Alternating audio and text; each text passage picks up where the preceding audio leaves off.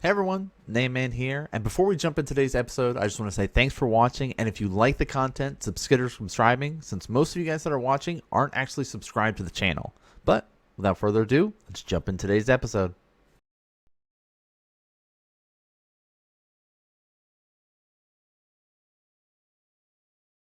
What is Aether Vial? Well, in January of 2004, Darksteel was released. It was the second set in Mirrodin block. Like other Mirrodin sets, it brought about strong artifacts, one of which was so strong that it was banned when Modern started, Skull Clamp.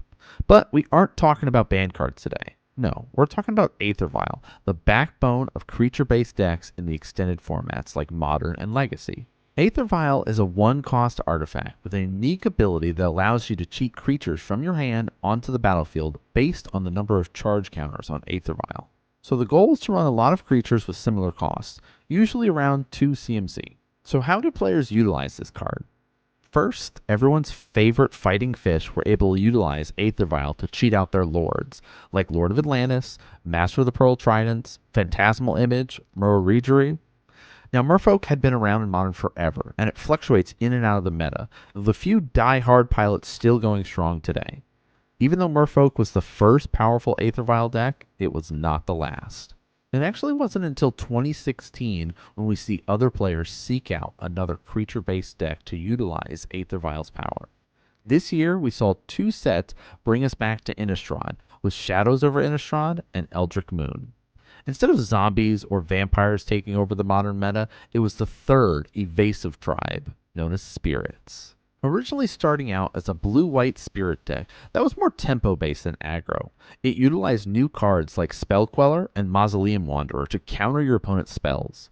If an opponent would try to kill off your pesky flyers, you could utilize Rattle Chains to give a target spirit hexproof, or sacrifice your Selfless Spirit to give all of your creatures indestructible until the end of turn.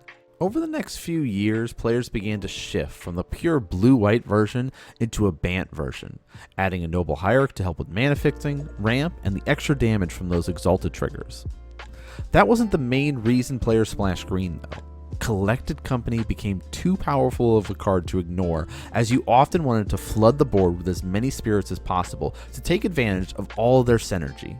Just as the Spirit deck began to take flight in the meta, they were quickly overshadowed by a stronger, more efficient Aether Vial deck known as Humans.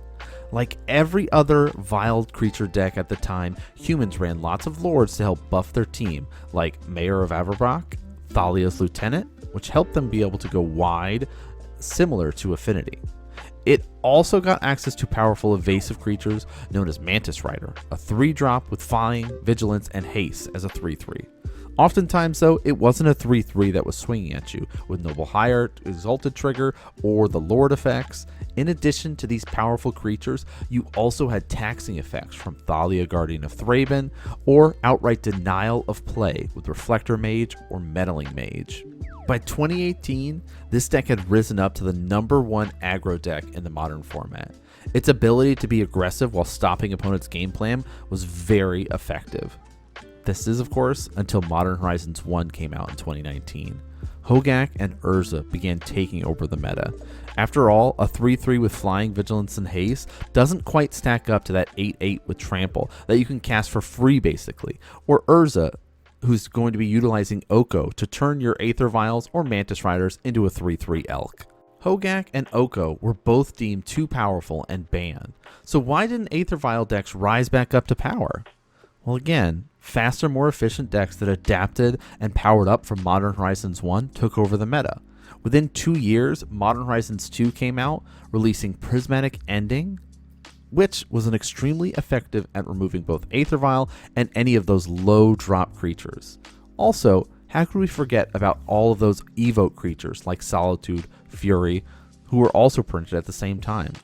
If you're familiar with the current meta, you know just how oppressive Fury can be to creature-based decks. Will we ever see creature decks rise back up to the top of the meta? Sadly, that seems unlikely with the current power creep in sets that are being printed, as well as the continual influx of format warping cards from Modern Horizons. After all, Modern Horizons 3 is scheduled to release in 2024. Does that mean that we're never going to see Merfolk, Spirits, or Humans again? No, there's always going to be those diehard players that will bring these decks to tournaments. Players that know their decks and the line so well that they're often winning in metas that are not favorable to their decks. But you guys let me know what you think about Aether Vial and the creature-based decks. Did you play during the time of humans when they were one of the top aggro decks? What about Merfolks or Spirits? Have you piloted any of those decks? Hope you guys enjoyed this episode today. Please leave a comment down below what you guys thought about it. If there's specific old meta decks that you guys want me to discuss, as well as ban list stuff, let me know. I've been going through kind of the history of Modern and my own little twist of things. But that's going to do it for today's episode. Thanks so much for tuning in and watching, and I'll see you guys next game.